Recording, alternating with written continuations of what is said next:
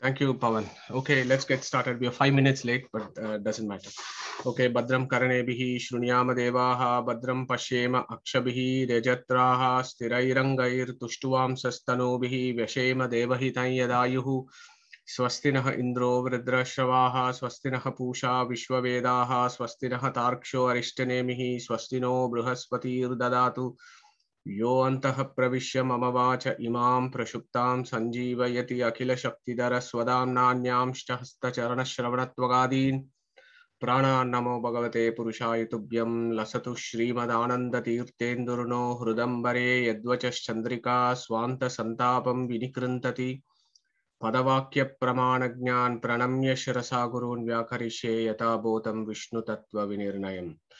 So, good afternoon, everyone, for another interesting session on Chandogya Upanishad. We are doing chapter 6, as you know, and this is part 10. So, let's dig in straight into the substance of it. So, Uddalaka is in his forest dwelling, surrounded by nature, surrounded by mountains, trees, rivers, birds, flowers, bumblebees, honey, and so on. So he is in this beautiful natural surrounding, and his son goes to Gurukula for 12 years, and then he comes back very arrogant. We all know that Stabda AI. And his father asks him, Yena ashrutam shrutam bhavati amatam matam avijnatam vijnatam iti. So he asks him this question, and our man just cannot answer that. He hasn't understood the Paravidya of Vedic literature. He has just read it from an Aparavidya, very superficial studies of the Vedas. He hasn't dwelled deep into it, so he was not able to answer his father's question. So his father then starts off this discussion. Initial part of it was talking about how there is this relationship between us and the Supreme, and how that relationship is one of dependence, one of resemblance, and the Supreme is the overarching controller of the career of souls. So that was the first part of his discussion. Then he moved on to explain to us that how do we understand the truth that the Supreme Being is the most prominent vastu of all of existence. And he takes us to this historical journey from creation. And he says how before creation, Sadeva Somya Idamagra Asid Ekameva Advitiyam. And he speaks about how the Supreme Being was the preeminent being before creation, and then how the creation comes about. And when that creation comes about, he was talking, as you know, about Tejas Apanannam, Trivirat mixing up of Tejas Apanannam, that is Lakshmi, Chaturmukha Brahma, Mukhya Prana, and Rudra, mixing with each other in various combinations and proportions, bringing this whole universe into being. Okay. So then the question there is, in all this creation, what is your role, Shvetaketu? Your role is absolutely nothing. You're just here, and you're conducting your affairs of life, yet you're pretending that you know everything and you're so arrogant. So shed that ego, Shvetaketu, was the overarching message in that section when we have done over the last several months now.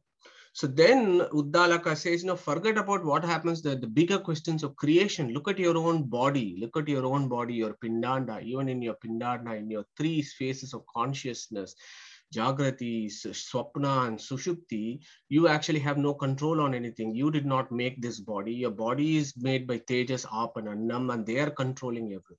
So that was the next section that he reminded Shvetaketu, shed your ego, Shvetaketu. You are nothing. You are not responsible even for this body that you have.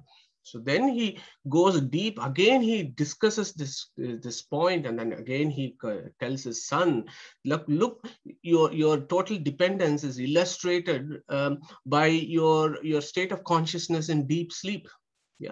So that is where he comes in to talk about these famous 9 examples that Uddalaka takes to teach his son the key tenets of Vedantic philosophy. In fact, these, as I said before, these are the 9 steps to philosophical enlightenment. If we can understand these 9 illustrations very, very carefully, and then for tomorrow, when you go for a walk and we see something, we should immediately get into that habit of correlating what we see in the natural environment to what Uddalaka said by taking that example to illustrate a philosophy.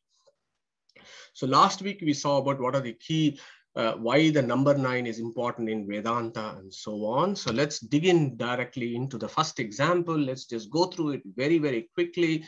Sayata Sakuni Shutrena Prabaddo Disham Disham Patitva Anyatra Ayatana Malabdva Bandhanameva Upashrayate Evameva Kalusomya Tan Mano Disham Disham Patitva Anyatra Ayatana Malabdva Pranameva Upashrayate Prana Bandhanam Hi Somya Mana Iti. So that was his first illustration to get Shvetaketu to understand what is that situation in Sushupti or dreamless state, where he reminded us that this bird during the daytime is running around everywhere, but totally dependent on the string attached to this post. And in this example, the bird is the Jiva and the post is Brahman, and how when the bird during the daytime goes everywhere, gets eventually quite tired, and then it rests lying down next to the post. Such is the situation of the Jiva in the third state of consciousness, which has been described so beautifully in Mandukya Upanishad, which we have done before. Yatra shupto na kanchana kamam kamayate na kinchana swapnam pashyati tat shushuptam. Shushupti stanaha eki bhutaha prajnana gana eva anandamayo hi anandabuk cheto mukaha prajnaha tritiya padaha. So to remind you from Mandukya Upanishad, which we did last year, so here it says that Prajnanamaka Paramatma. So this Brahman, which is the post, which has been described here in the Chandogya Upanishad, is celebrated as Prajna, Prajnanamaka Paramatma, and this Jiva goes and rests next to him in the heart. Yeah, so that is the example from Mandukya Upanishad. So just to remind you, in that state, the Jiva is completely cut itself off with the link with the mind and with the gross senses and with the external world. So it is completely out of connection from everything external. And this Jiva is in close proximity to his Antaryaman. So then the question arises in Shvetakeshu's mind, oh, you are saying that this guy is so close to you. In fact, he is the closest entity that is ever available with you. He is more closer than your family and your friends and your property. He is actually inside you and he is the closest being. But why does the Jiva not know the Supreme, even when it is resting so close to the Supreme in Sushupti? So that seems a very logical question. And Shvetaketu is thinking about this question exactly in, he is actually getting into our shoes and asking that question. Yeah, we are all Shvetaketus here. Yeah. So at that point, his father then takes the next example. Yata somya madhukruto nishtistanti nanat yayanam vrikshanam rasanam samavaharam yekata rasam gamayanti te yata tatra na vivekam labante amushaham vrikshasya raso asmi iti evameva kalu somya yan manos imaha sarvaha prajaha sati sampadya naviduhu sati sampadyamaha iti.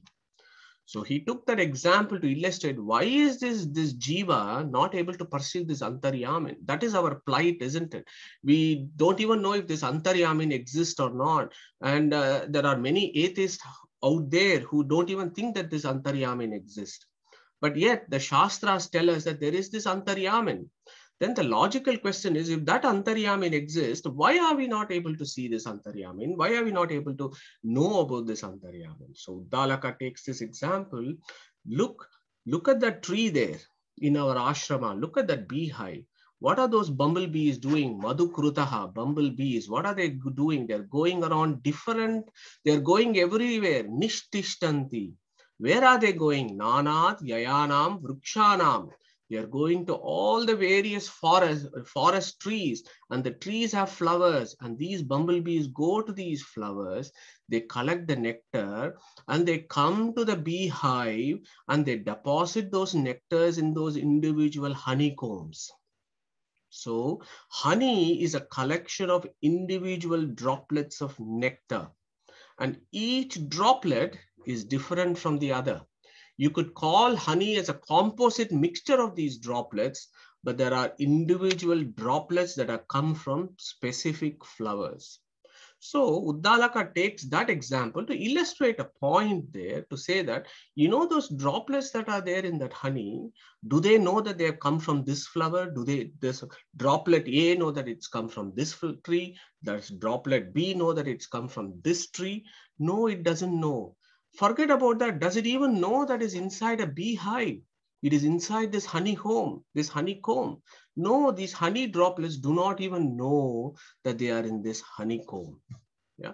So why is that they do not know? So what Uddalaka is trying to, he's introducing that concept. Yeah. In this example, in example 2, he's introducing that concept as to why we are not able to see this Antaryamin. And the concept there is ignorance. It's our ignorance. We are ignorant, that because of our ignorance, we are not able to recognize, very similar to this droplet of nectar, which is not able to know that it has come from this flower, but at the same time, once it's in the bun, in the honey, in the beehive, it does not know it's actually resting on the beehive. Yeah. So that becomes interesting, that beehive is taken as Brahman, and each droplet in each honeycomb is taken as Jiva, for example. So to illustrate the concept of ignorance as to why we are not able to know our Antaryami. So in this example, what does it illustrate? Why does each nectar droplet not know that it has come from this flower and that flower? Why does the honey droplets not know that it is resting on this honeycomb? So this gives us this idea of ignorance. And in Shastras, as you know, in our Upanishad texts, there are so many concepts, so many words about ignorance, so many Sanskrit words that talk about ignorance, and we should be very familiar. And if we are not, I think we should memorize these words, because not just in Bhagavad Gita, but also when you look at other Upanishads, these words come again and again. Avidya, Ajnana, Tamas, Moha, Avidyamaya, Kala, Abuddhihi. So these are all synonyms of ignorance or Ajnana. Okay. So this droplet of nectar has got Ajnana, and it does not know it's come from the flower, and it is resting on this honeycomb. Now you might ask, are we different from this nectar? In one sense, although we are sentient being, we are actually running our daily affairs of life like a jada. We are running our lives actually like a stone or a nectar, because we just don't even bother to know about this higher truths. We don't even want to make an effort to gain this higher knowledge. So in that situation, how is our lives any different from a stone or a nectar droplet? So that is one view here that you need to reflect upon.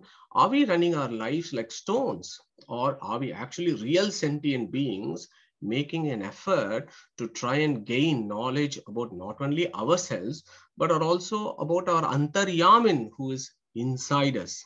So that is what Uddalaka is prompting us to think about. And that is what Uddalaka is prompting Shvetaketu to think about, because his son had this doubt as to why I am not able to see the Antaryamin. So that ignorance, because we are currently running our lives like stones, not thinking about higher truth, because as we have dwelt with before, this is the sadhana sharira. This is our opportunity to try and gain higher truths. But we have spent the last 40, 50 years of our lives just chasing A to B to C to whatever, and pretending that we will actually get our happiness and our salvation through those routes. And we are not doing that.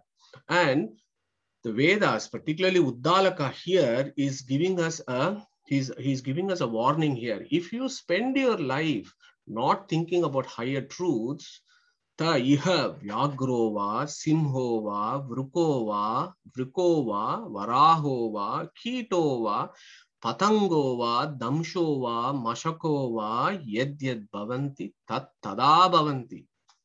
If you do not actually make an effort to know your Antaryamin, to actually make an effort to gain knowledge, and you waste your human form of life, you are going to go through these other forms of life, of other forms of lower beings with increasing levels of ignorance. Yeah. So I've got a question here to open up for today's session. So the Shastras talk to us about three concepts: Vidhi, Nisheda, and Karma. Okay. So Vidhi means rules, laws. This is what you should do. This is the right thing to do. This is how you do it. So those things are Vidhis. Nisheda is things that are prohibited. You should not go and kill another person. You should not go and steal another person's property. All those nishedas are also described in our Veda. They are described in our Sanatana Dharma. And then you have the vidhis and you have the nisheda, and you do various actions based on that. So that becomes karma. To whom is this applicable? Vidhi, Nisheda, and Karma, are these applicable only to humans, or are these applicable to all forms of life? So what is the view here among us? Any volunteers, please? It is only to humans, not to other forms. Thank you, Pratibhaji. Exactly correct. So Vidhi, Nisheda, and Karma only affect human forms of life. A tiger goes and kills another animal, but because it kills another animal, it is not a Nisheda for it, and it does not accumulate papa because it has gone and killed a goat or a deer. Yeah. So these kind of Vidhi, Nishedas, and Karmas are all applicable only to the human form of life. And at the same time, it is in this sadhana sharira that you have to know the higher truths. But if you remain ignorant and you die ignorant, then what happens is you go through these other forms of life. And that is what samsara is all about. You go round and round in circles from lower species to higher species to lower species and so on. And that's what Sanatana Dharma tells us, that this cycles of life that we have had is eternal. We've had millions of births, and we are going to have millions of births in the future. It is up to us at this point of time to make that change, to make course correction, as we call it. This is where we need to make our course correction. Correction is what Uddalaka is very clearly telling us. So as soon as he has said that, again he is reminding, Saya esha anima aitadatmyam idam sarvam tat satyam sa atma tattvamasi shvetaketo iti bhuya eva ma bhagavan vijñāpayatva iti tata somya iti hovacha. So let's just take the first 1.5 line here.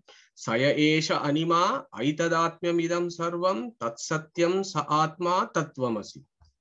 We have dealt with this in all its glories over the last 2 or 3 sessions.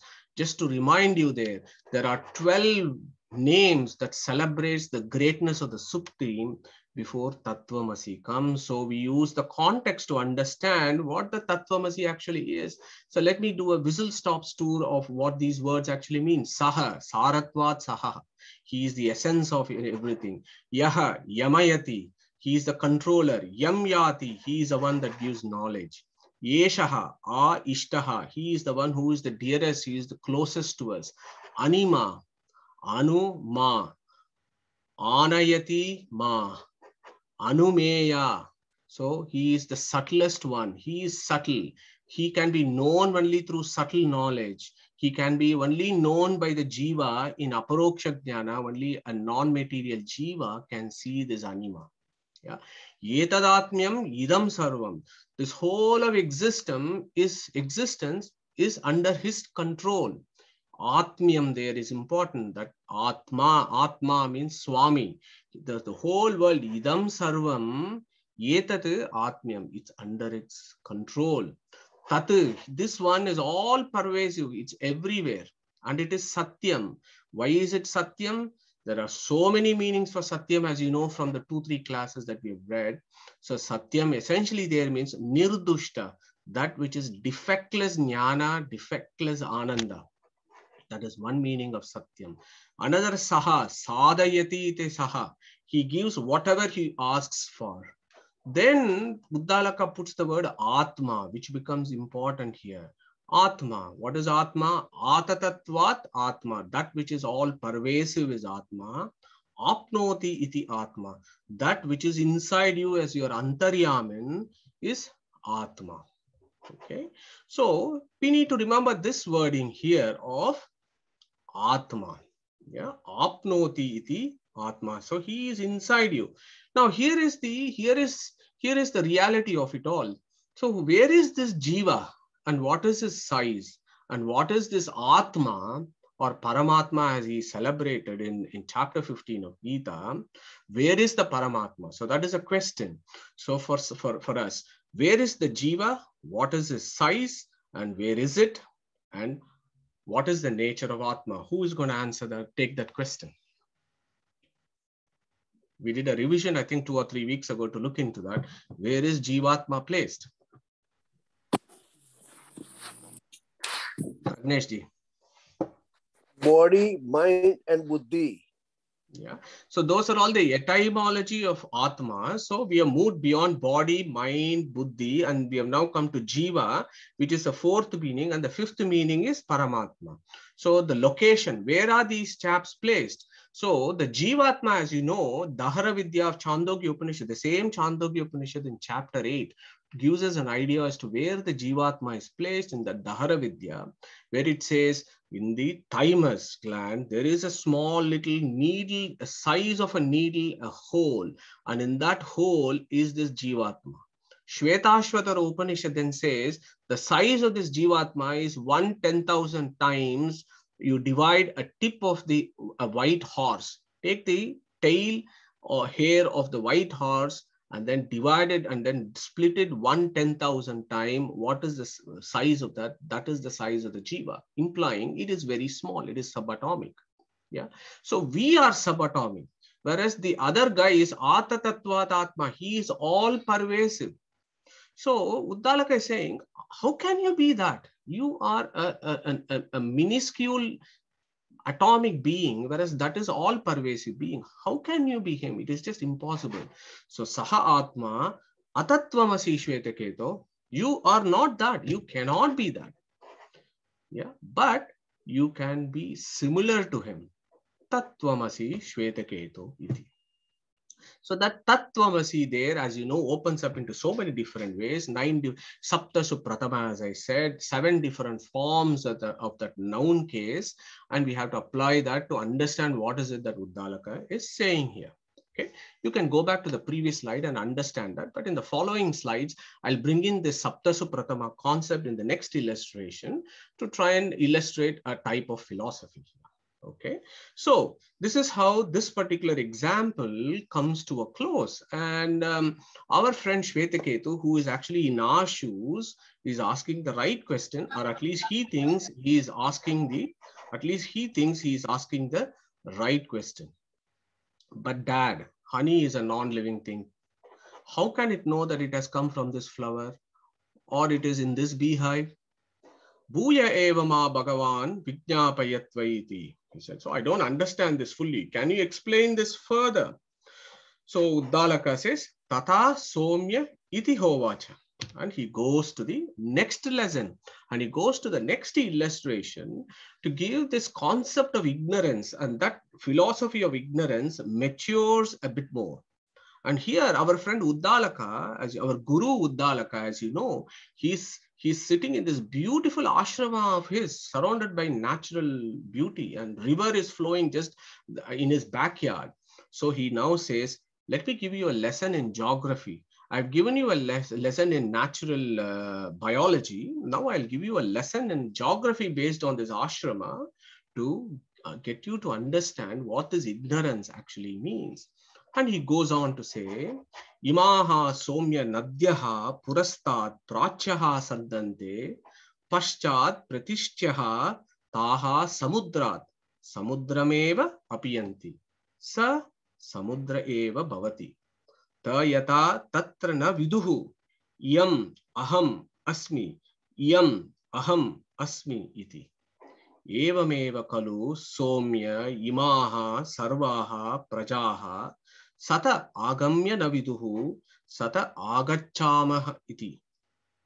And that is where he stops that. And then he again goes, ta iha vyagrova, simhova, vrukova, varahova, kitova, patangova, damshova, mashakova, yadyad bhavanti, tat tada bhavanti.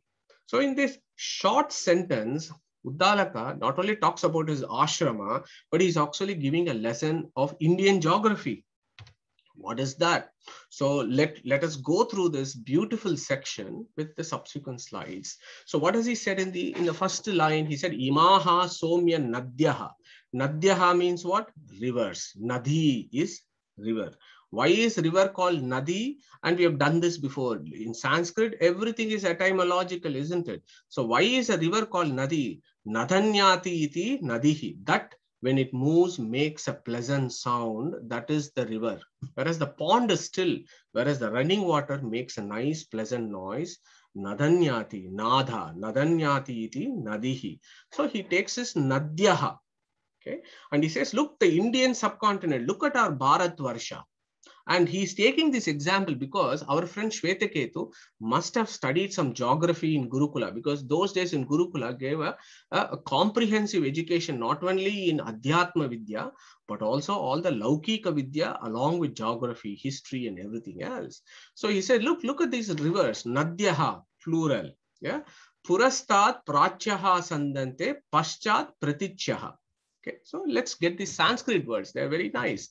So look at the direction. So to understand this, this particular line, we need to know what are the Sanskrit names for directions. So you have north, you have south, you have east, and you have west.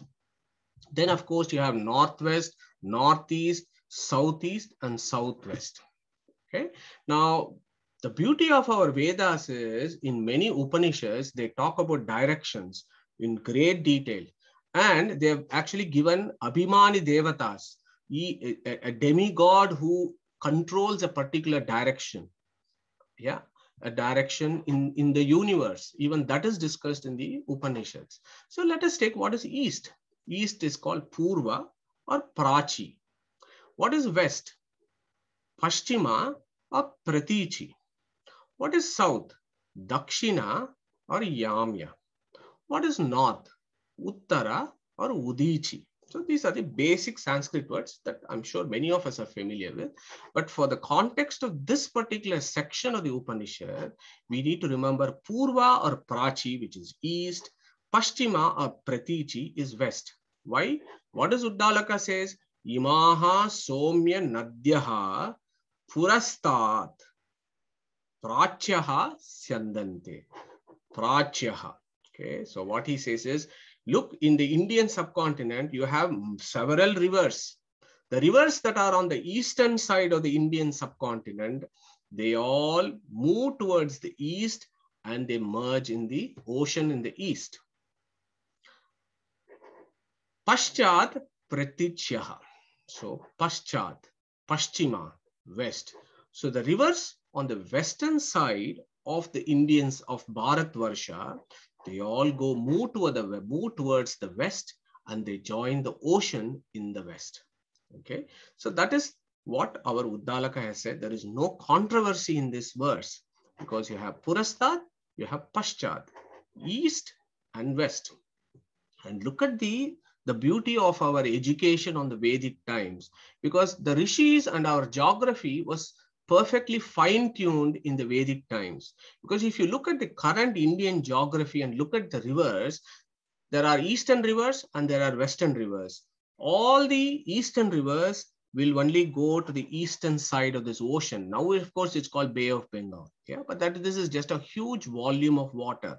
So all these rivers, look at these rivers, Damodara, okay, Mahanadi, Godavari, Krishna, Kaveri, all these rivers that we are familiar with, okay, they all start on the eastern side and they move towards the east and they join the ocean on the eastern side. Then you have the rivers on the west, Sabarmati, Mahi, Narmada, Tapi. So you will know all these rivers you might have heard. They all start from the west and they go to the west and they go and join this volume of water on the west. And here is the geography here, because Dakshina and Uttara is not mentioned here at all, because the Vedic rishis knew the rivers in and out in the Vedic times, because there is no river that goes and joins in the north to some ocean, because there is no ocean in the north. Similarly, there is nothing called a southern river that goes to the south of the ocean. It is either the east or the west. And these bodies of water on the east and west, when they meet, you just call it as, Cape whatever. Yeah. So that is what it is. So they got it perfectly right. And what Uddalaka has done is he has taken this simple example with the river flowing in his backyard, and he talks this big philosophy of not only geography, but in geography, he brings philosophy, and he says, look, how the eastern rivers go to the east, the western rivers go to the west. But in the Vedic times, all these rivers were not called River Trent or River Thames or River whatever else that we have in the UK, but they all had sacred names. Indian rivers were called Ganga, Yamuna, Godavari, Tungabhadra, Kaveri, etc. And they are all worshipped.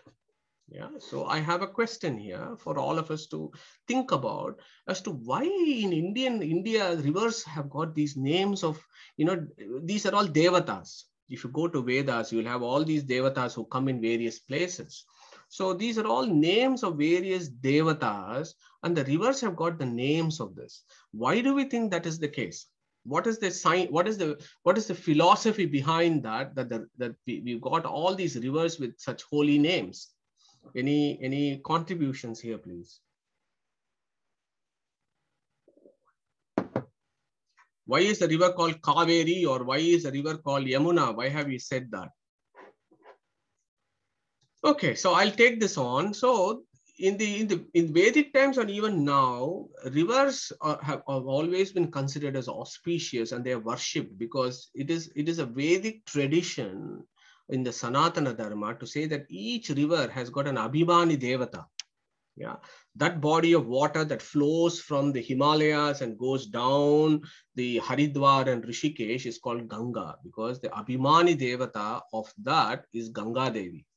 And similarly, Yamuna Devi, Godavari, Tungabhadra, and so on. So reminding you again, our founding father, Vedavyasa, has got a sutra there. Abhimani Vyapadeshastu Visesha Anugatibhyam. So whenever Apaha, various rivers names come, it actually denotes the Abhimani Devatas. So this is what you need to understand what is the philosophy that Uddalaka is talking about. Because remember, in the second example, it was Madhu, which is Jada. Okay. Now he's going to talk about a Chetana, and how a Chetana does not know something, and what is that. So the Chetana that he's talking about here is the Abhimani Devatas of these eastern rivers and the western rivers. And I hope that makes sense, because we need to have that mindset when we read the Vedas. Adi Deva, Adi Bhuta, Adi Deva, Adi Atma, Adi Yajna, and all those things that Krishna has asked us to read, to remember. So we have to take that Adi Deva view here as to what these rivers are. They are actually the names of the sentient beings called Ganga, Yamuna, Godavari, Tungabhadra, and so on. So that is the first line. So to give you that intro to this verse, I had to go into the geography of the rivers of India briefly, and also to talk about the Abhimani Devatas who preside over these rivers. At least that is the Sanatana Dharma view. Okay. So what does he say? Taha samudrat samudrameva apiyanti sa samudra eva bhavati. This is a beautiful line. Taha samudrat samudrameva apiyanti sa samudra eva bhavati. Let's look at the first two words. Taha samudrat. So he says, these rivers, these bodies of water, they all have their origin from the ocean. Yeah. Taha samudrat. The words are very clear. River has its origin from the ocean. So we might argue, no, rivers do not have, say, Ganga, for example, does not have an origin from the ocean. It has its origin from its glacier. We might argue that. But actually, if you go back, you say or you can take an example of Kaveri, and you can say Kaveri does not have its origin in the ocean. Kaveri, there is a source there, and from there it is coming. No. Our rishis are extremely scientific. They knew how the origins of rivers. They knew about evaporation. They knew about condensation, and they know how the rainfall happens. And their view there is the sun, there is the ocean, there is evaporation. That condensation becomes the clouds. The clouds go to the mountain, And there you have a rainfall, and the rain falls on the mountain. And if it freezes, it becomes a glacier at some point. If it does not freeze, it will flow down as a river. Okay, so Taha Samudrat is extremely important words there. Taha Samudrat means the river, the body of water we call as this river, actually has its origin from the ocean. Okay, then what happens to the history of this river? Samudrameva apiyanti. So this river, apiyanti, means it goes and merges. Yeah, apiyanti, it does not say it becomes the ocean. It goes and joins, it goes and merges with the ocean. Samudrameva apiyanti. Okay, so these words are important because I think that is where the philosophy is there. Yeah, that is where our philosophy is there. And I'll come to that in the next slide. You will be able to appreciate why this breaking of words, splitting the sentences are important. The reason being, rivers get their origin from the ocean through evaporation, and eventually the same river goes and merges with the ocean. But the ocean is always the ocean. Saha samudra eva bhavati. So the ocean is the ocean. Evaporation, some body of water may go up and then river and then comes. So you have the rivers and you have the oceans. So the rishis actually made a distinction between oceans and rivers. Yeah. Why? If you look at these words carefully, it's very clear. Taha samudrat, samudrameva apiyanti, saha samudra eva bhavati. So what does that mean? Ocean remains an ocean. River remains the river. And in physics or chemistry, you want to look at it, river molecules and ocean molecules do not become one. There are the river molecules that are there, and there are the ocean molecules that are there. And that is exactly what our Uddalaka is saying. Saha samudra eva bhavati, but these fellows samudra eva apiyanti. Okay, hope that makes sense. I've given you another illustration here. Samudrameva apiyanti from a Google map, where a river actually goes and joins the sea, whereas Saha samudra eva bhavati. Now, the reason why this is important and how our rishis were able to make these differences is nowadays, and I was doing some research this morning about the modern views of rivers and oceans and how they merge. And when the river enters the sea, whether the river water is still definable within the ocean, or it all merges so much that we don't know which is the ocean river, which is the water of the ocean, which is the water of the river. And there are some interesting things that are there out there. Do some Google searches, because there are some undersea rivers that have been described. And there is this famous Mexican example, Quinote Angelita. Yeah. So where there is a phenomenon called Holocene phenomenon. And what that is the salinity of water. Okay, so you have the river that has low amount of salt in it. Ocean has high amount of salt in it. So because it has got high amount of salt, it is more denser, whereas river is less denser. So when the river enters the ocean, the less dense water and the less dense river water and the higher dense ocean water, there is an interface. Okay, and current view is there is this hydrogen sulfide which actually separates the river and the sea. I hope you find this interesting, because I think our rishis got this spot on, saying that when the river enters the ocean, the river remains the river, the ocean remains the ocean. Yeah, Saha samudra eva bhavati. Okay, now the next word becomes interesting, next line. So if you hold on to that idea, so now the Ganges, the Yamuna, the Kaveri, they've all gone to the ocean. So those water molecules have gone into the ocean. So once they are in the ocean, Uddalaka takes this unusual example for us in the modern day life, but in the Vedic times, it was assumed that all these are Abhimani Devatas. And Uddalaka says, Ta yata tatra na viduhu iyam ahamasmi iti. So when this Yamuna water goes to the ocean, Ganga water goes to the ocean, Kaveri water goes to the ocean, Uddalaka says, when they are all in the ocean, these Abhimani Devatas who are there, they are themselves not able to recognize this body of river water is mine, this body of river water is mine, and so on. So that is the example there. Ta yata tatra na viduhu iyam ahamasmi. So that is a sentient being there saying, I don't know which body of that water is mine, says Ganga. Yamuna says, which body of water is mine, says Yamuna. So this is an unusual example, but as I said, in the Vedic times, it was a well-known fact that the rivers had Abhimani Devatas and they should be worshipped. Uddalaka says, like, even the Abhimani Devatas do not know which body of water is mine. What does that tell us? That tells us about the concept of ignorance. So in the second example, Madhu was a Jada. So it not having ignorance is an accepted fact. But Uddalaka takes a sentient being, even the river goddesses sometimes don't recognize which body of water is there. So even there is an ignorance. So he steps up the argument about the role of ignorance here. So that is the key concept there is ignorance. Yeah. Evameva kalu somya imaha sarvaha prajaha sata agamya naviduhu sata agacchamaha iti. Beautiful example there. If you take the Samudra as the ocean, that is the supreme being. Okay, even Samudra, the etymology of Samudra is Sam Udrukta. Udrukta means, in Udrukta means it is a spontaneous overflow of bliss and knowledge. Samyak Udrukta. So that is called Samudra. Samudra is the name of the Supreme in the Vedas. He celebrated as Samudra. Okay, because he's got eternal spontaneous bliss and knowledge. Yeah, so that is the beauty of that word Samudra.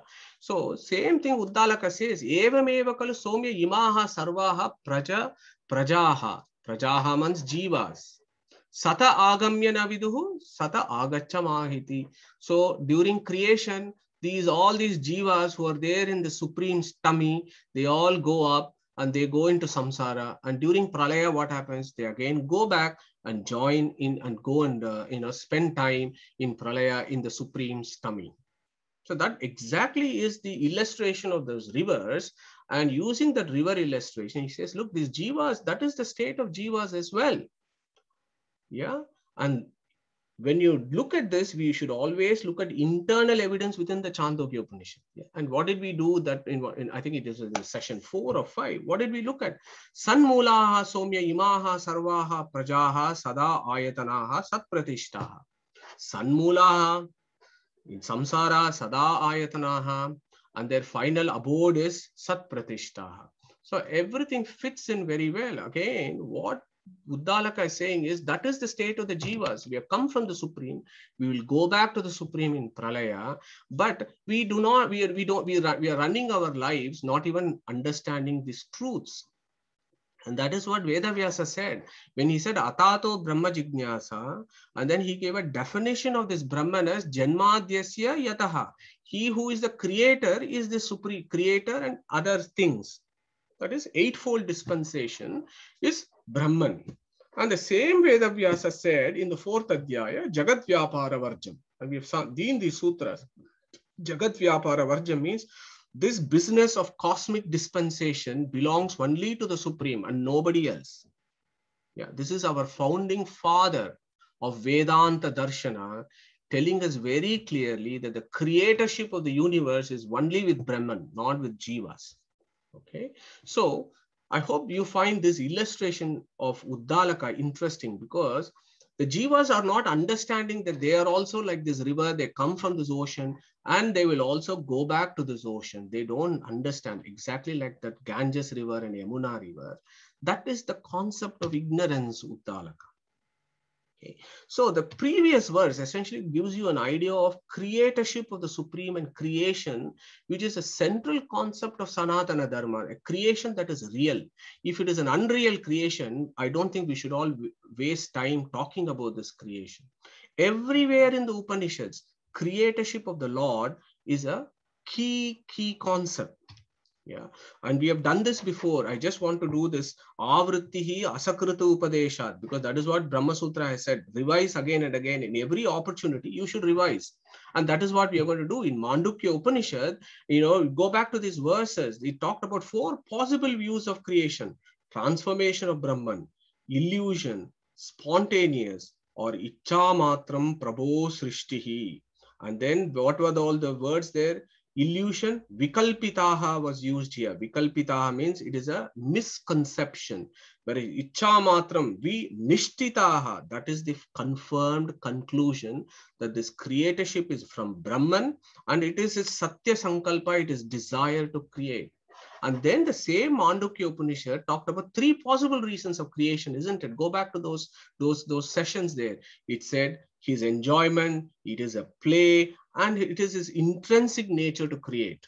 So we need to grasp and keep all those ideas with us. Let's look at Gita, and I've got two verses, and I would love if we have volunteers to recite this, please.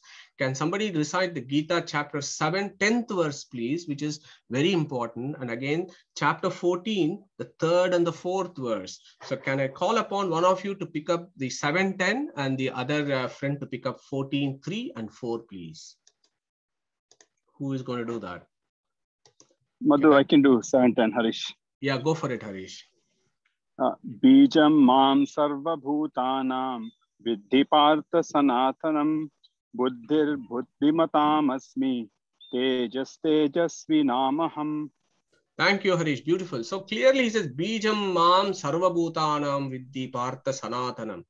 Okay, so I am the seed, I am the creator. It is from, I am the source. It is from me, all these creation, bhutas, there is jiva ganas, for example, they are all coming from me.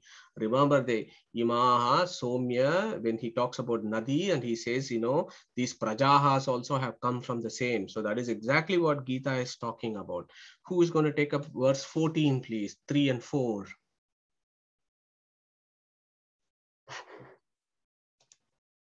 Go for it. No. Okay. So I'll just carry on. Sheila ji, yes, I was waiting for you. Thank you. Go on.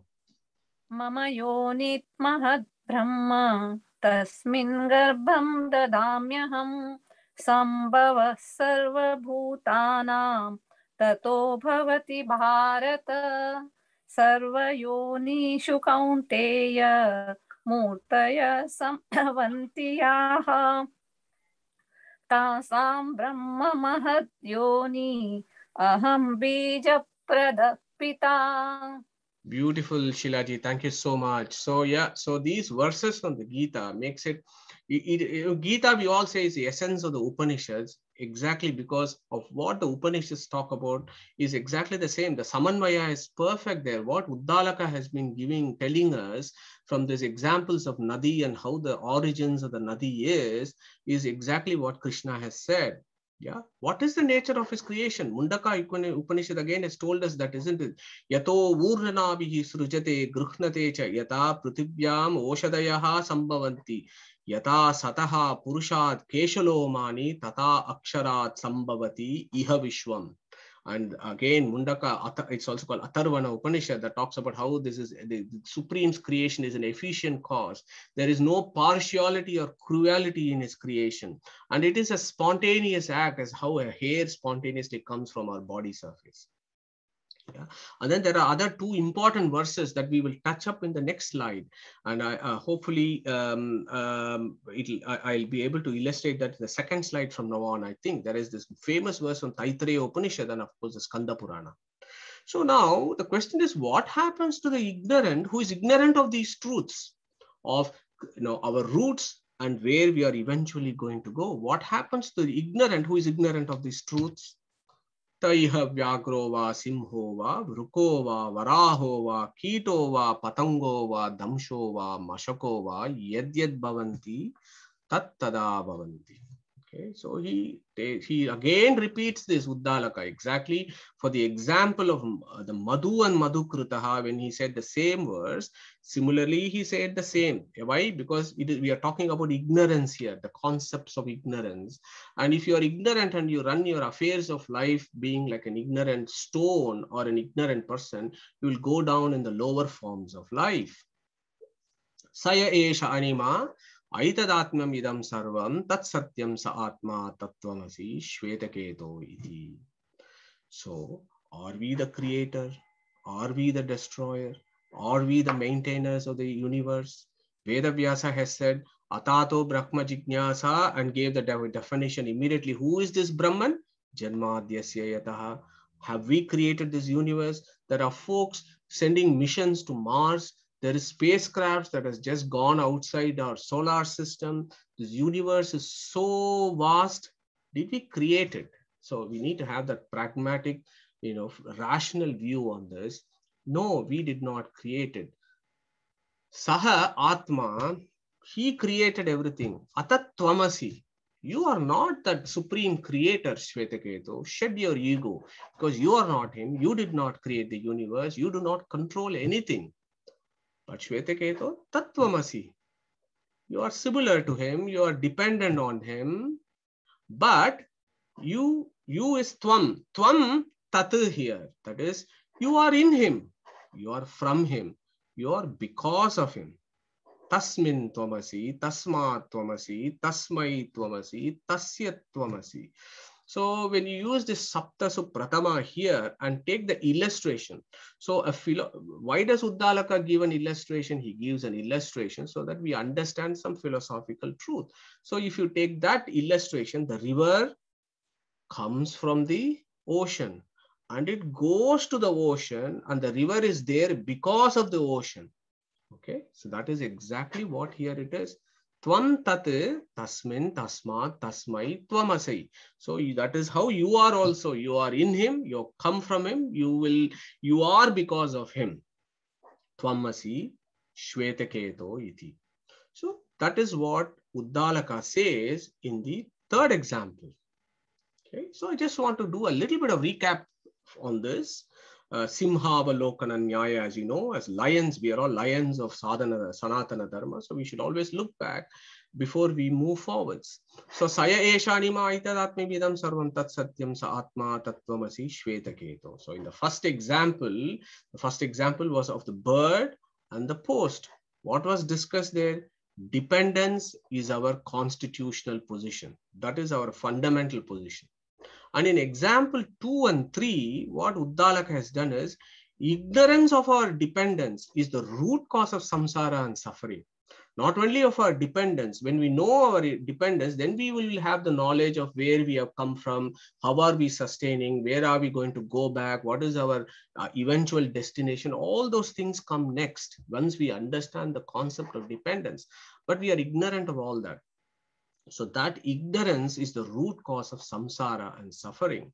And these two examples are beautiful if you look at it very, very carefully as to what is it that Uddalaka is saying. So this drops of nectar in the honeycomb, that is the sthiti.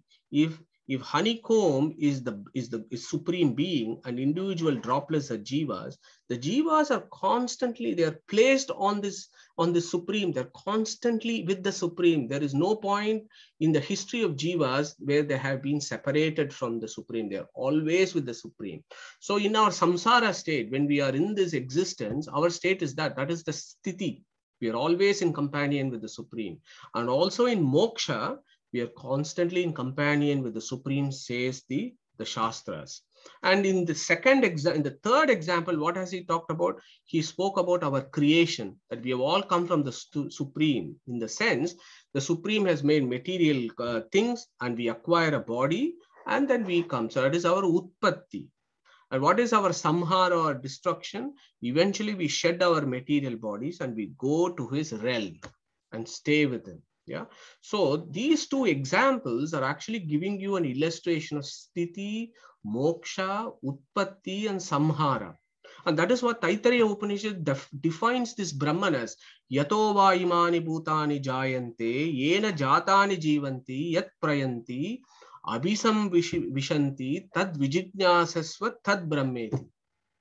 So these four that I've told you here is summarized in the Taittiriya Upanishad. Shvetashvatara also says the same thing. Samsara moksha sthiti bandha hetuhu. So he who is the cause of all this, that is this Brahman.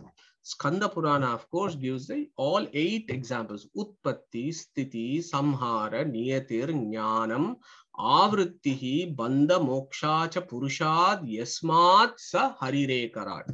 That is the final say of what the Supreme Brahman does. 8-fold dispensation, but talking about the 4 in the example 2 and 3. And look at this merge, the merging, yeah, how they go. And we have spent a lot of time talking about this Annam, Aap, and Tejas, if you remember. So there was this section that we discussed, and I want to remind you here. Yasya Syomya Purushasya Preyato Vang Manasi Sampadyate Manaha Prane Prane Tejasi Tejaha Parasyam Devataya. So when we eventually finish our innings here, these the Vak Devata merges into Manas, Manas into Prana, Prana into Lakshmi, and Lakshmi then takes you to the Supreme Brahman. Okay, that is your how you go and join the ocean. So Uddalaka is very consistent in how he explains to his son. There is no inconsistency at all in what he is talking about with the examples that he's going here. And similarly, Sanmulaha Somya Imaha Sarvaha Prajaha Sadayatanaha Satpratishtaha. Again, he has said the same thing, and he's illustrating this with more examples for our benefit. So internal research within the chapter also will make our understanding of what Uddalaka is saying much more interesting. Yeah. So you know this, all these 8 forms of life. Okay. So this is why I put this here. The above verse comes only twice. That is for illustration 2 and illustration 3. This ta iha vyagrova simhova vrukova varahova kitova patangova damshova mashakova yadyad bhavanti tattada bhavanti. This verse comes only in illustration 2 and 3 because it talks about ignorance. Okay, as Uddalaka, takes us to higher levels of philosophies, he will be talking about other truths. But he is now telling us when there is ignorance, this is what happens to us. Okay, so now I have this question. This is just an interesting concept for you to go and think and do manana and think about this.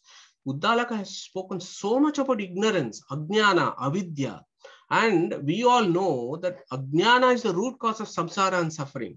So I just put it a question just to make it a bit more provocative so that we can think about these concepts of philosophy that is there in Vedanta. In Vedanta, as you know, there are at least 3 strands of Vedanta: Dvaita, Advaita, Visishta Advaita. So with these fundamentals that we have understood, then we should go and do our own internal homework, our own homework and research. So what do our acharyas think about this problem? So I've kind of put a very brief 2 or 3 slides to give you a hint as to how enriched our philosophy is to think about various pros and cons. How? So if ignorance is the root cause of samsara and suffering, the question is, who gets ignorance that leads to samsara? Does Brahman get ignorance or the jivas get ignorance? Okay, that is how the acharyas face this question. Okay, so in the monastic school, it's called Brahma Ajnanavada. So in the monastic school of Advaita, for example, ignorance is on Brahman. Okay. In the realistic schools, which is called Swabhava Ajnanavada, ignorance is on the jivas. Okay. So these are the 2 ends of the spectrum of philosophical views in our Vedanta. So go and read. My hope here is I'm able to enthuse you to go and do your reading and then convince yourself which philosophy will appeal to you. Okay, so let us look at the Advaita view of this. And I've got the signpost here. We did it in the Journey of Souls, I think. So I've just put this back. So when we talk about ignorance, we need to know what is it, where is it, who has it, when did it come in, why, and how do you get rid of it? So these are all some of the questions that we will ask. So the first question is, what is this ignorance? Is this a substance? Is this a real entity?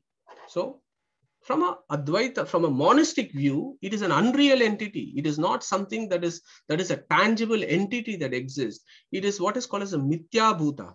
It is Anirvachaniya. It's Sadasad Vilakshana. So you can read about this concept, fascinating stuff of how our acharyas approach these problems. So for the monastic school, that ignorance is an unreal entity. And where is that ignorance? The ignorance is on the Nirguna Brahman.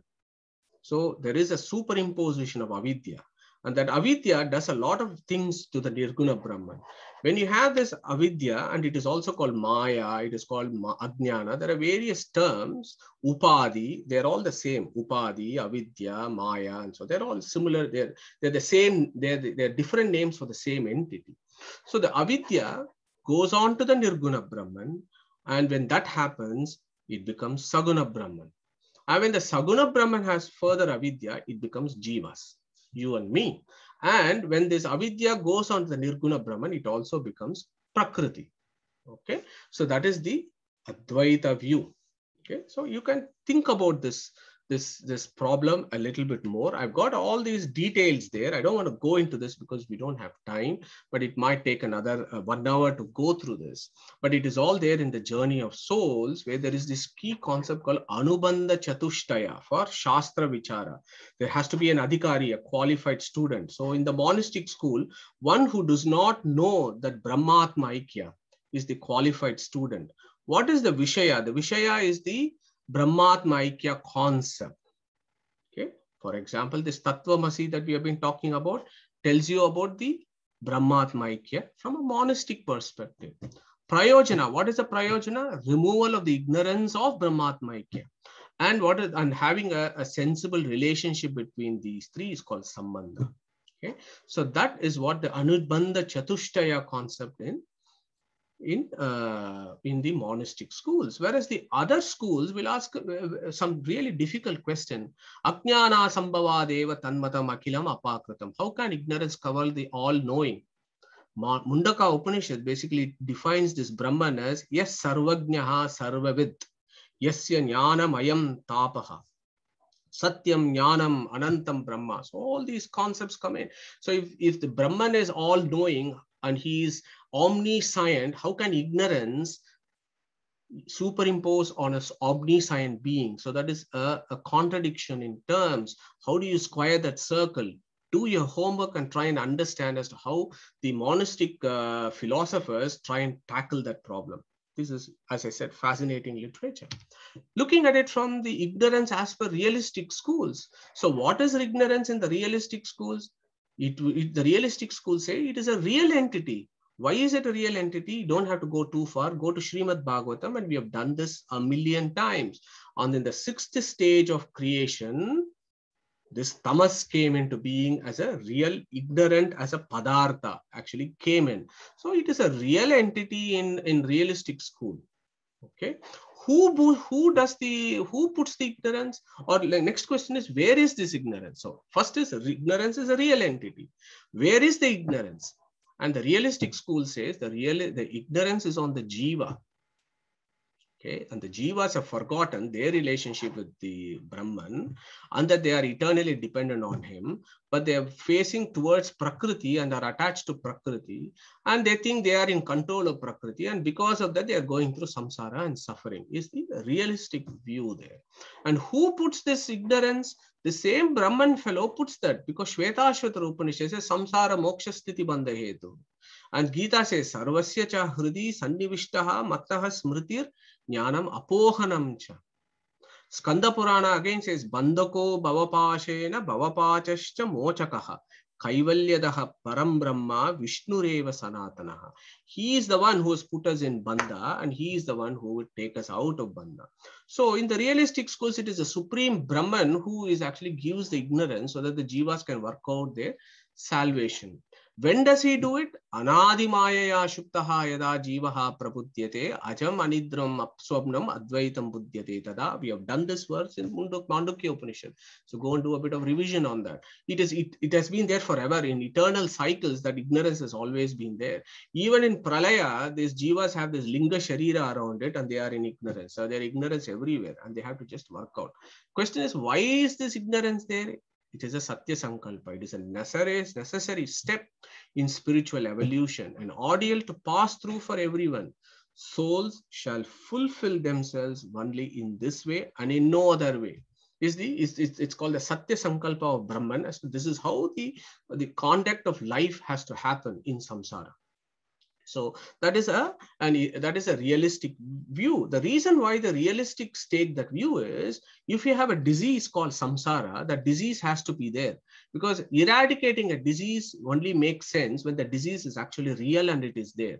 If a disease is not there and it is an illusion, there is no reason why I have to get rid of something that does not exist. So that is the argument from the realistic school. So I leave it to you to decide what appeals to you. But the intention here is to give you the two contradicting views of, not contradicting, there's two extreme spectrum of views about this ignorance, the concept of ignorance.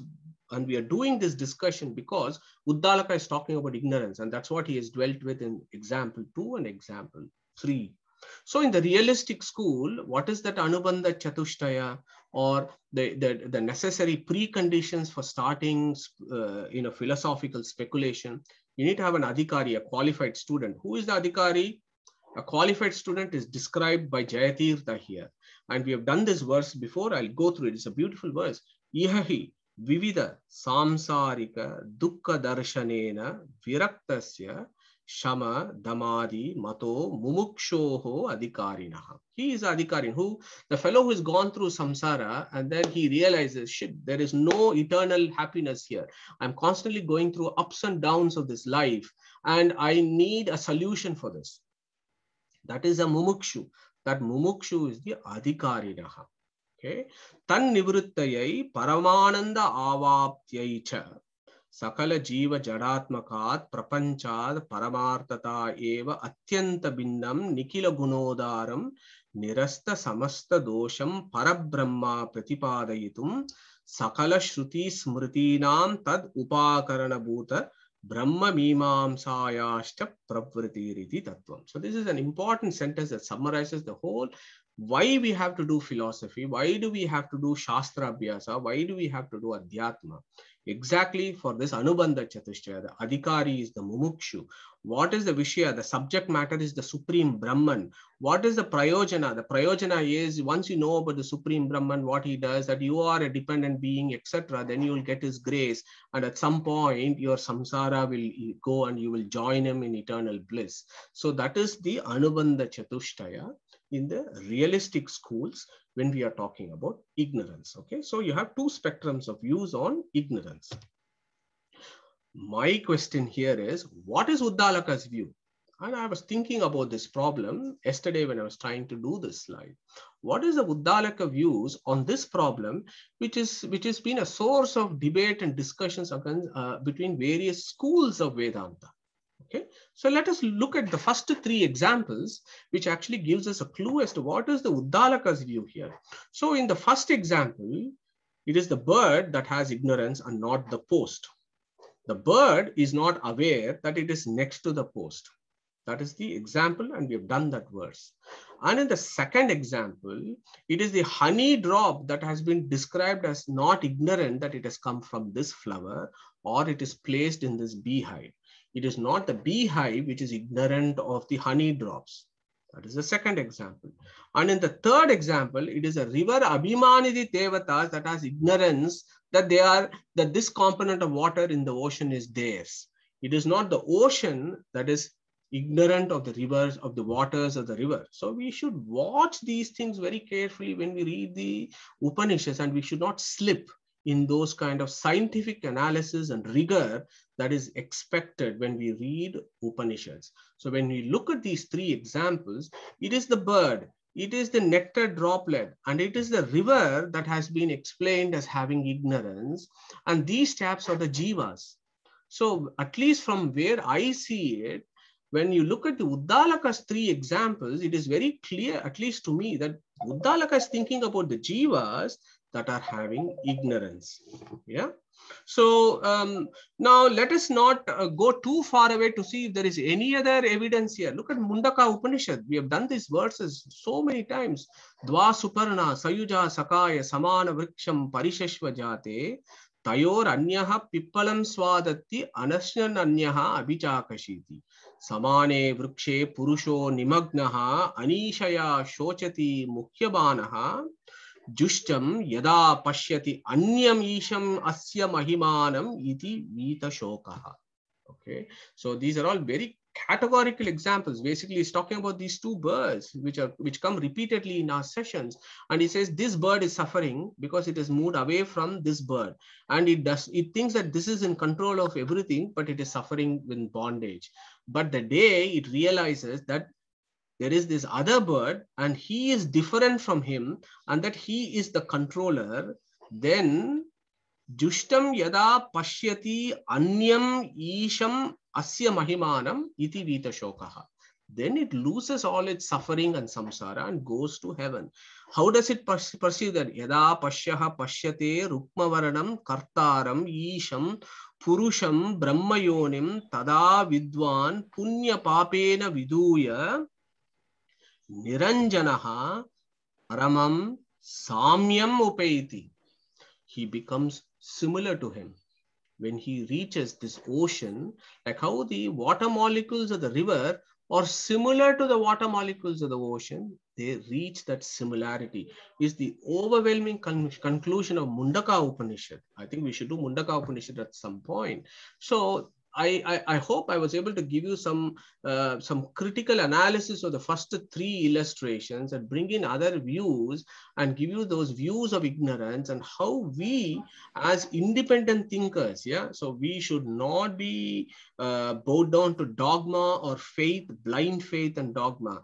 We are rational beings. So we should look at the examples ourselves and do our own research and find out what is the Uddalaka's message.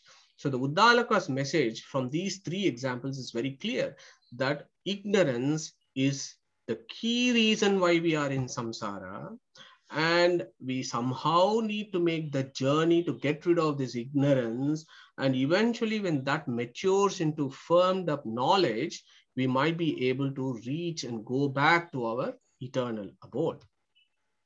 So now, after having spoken these high levels of philosophy, our Shvetaketu, like us, is coming back to the ground and he says, Dad, I kind of understand the concept of ignorance, but in these examples, you've also told me he is Saha, he is Atma, he is Tat, he is Sarvam.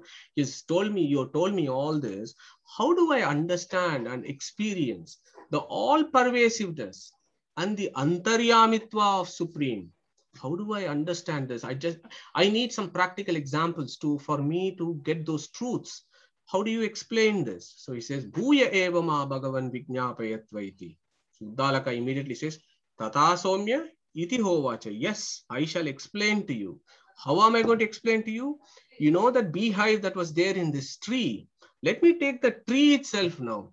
Asya somya mahato vrikshasya yo mule abhyahanyat jivan shravet. Yo madhye abhyahanyat jivan shravet. Yo agre abhyahanyat jivan shravet. Sayaesha jivena atmana anuprabhutaha pepiyamanaha modamanaha tishtasi asya yad ekam shakam jivo jahat atasa shushyati. Dvitiyam jahati atasa sushyati. Trutiyam jahati atasa shushyati. Sarvam jahati sarvam shushyati. Evameva kalu somya viditi hovacha jivo petam vava kiledam mriyate na jivo mriyate iti. Okay, so he kind of he takes you to the next example then he spends the next 2-3 examples to talk about this all-pervasiveness of the Supreme, the Antaryamitva of the Supreme, the controllership of the Supreme, taking examples from his ashrama, and he takes this tree to start off that discussion. So we have discussed ignorance. Now we are going to move towards discussing the all-pervasiveness of the Supreme in subsequent examples, and Uddalaka will take us through this fabulous journey of philosophy. So we'll continue that next week. On that note, thank you very much. Krishna Pranamastu. Time for questions.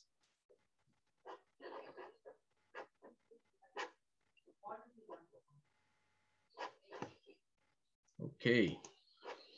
So if there are no questions, there are only 2 reasons. One is the session was very clear. The other one is you're still thinking about it. So I'll give you another minute. If there is any contributions, any other comments, anything that people want to contribute here, please.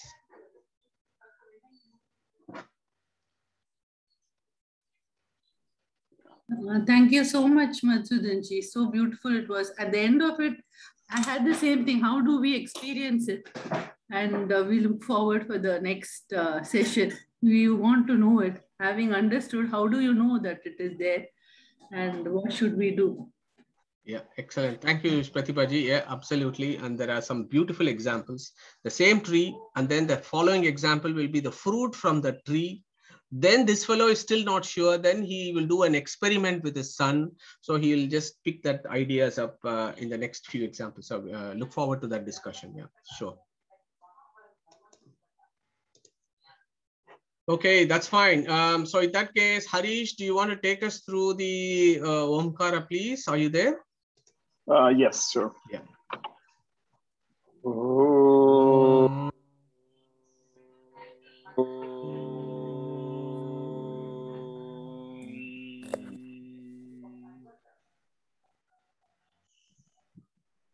Thank you, Madhuji. Excellent. Thank you, everyone. Take care, and we'll see you next week. Thank you. Shri Guru Bhyo Namaha.